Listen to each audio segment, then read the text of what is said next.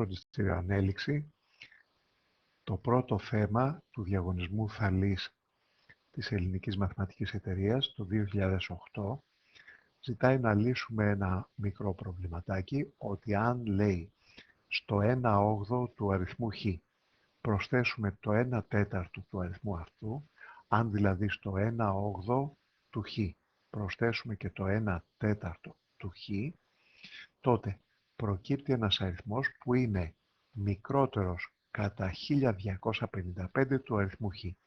Εδώ λοιπόν θα πρέπει να το προσέξουμε λιγάκι, ότι αυτός ο αριθμός που θα προκύψει αν πάρουμε το 1/8 του χ και το 1/4 του χ, είναι, λέει, μικρότερος του χ κατά 1255.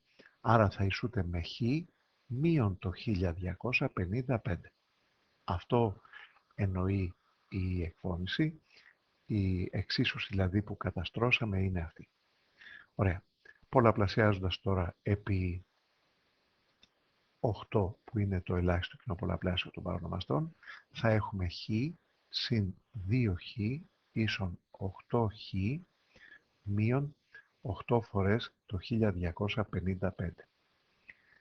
Και έτσι, κάνοντας αναγωγές ομοίων όρων, 1χ και 2χ κάνει 3χ, και αν φέρουμε και το μείον 8χ μπροστά θα γίνει μείον 5χ ίσον, και στο δεύτερο μέλος θα έχουμε μείον 8 επί 1255.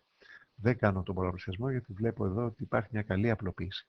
Διαιρώντας λοιπόν με το συντελεστή του αγνώστου, δηλαδή με το μείον 5, θα το γράψουμε αναλυτικά, θα είναι μείον 8 επί 1255 δια μείον 5. Μπορούμε να παρατηρήσουμε ότι πρώτα-πρώτα το μείον με το μείον φεύγουν, αλλά και το 1255 δια 5 απλοποιούνται. Πράγματι, το 1255 δια 5, το 5 στο 12 χωράει 2 φορές, 2 ή 5 10 από 12 2, στο 25 χωράει 5 φορές, 5 5 25 από 25 0, κάτω και το τελευταίο το 5 μία φορά, υπόλοιπο 0.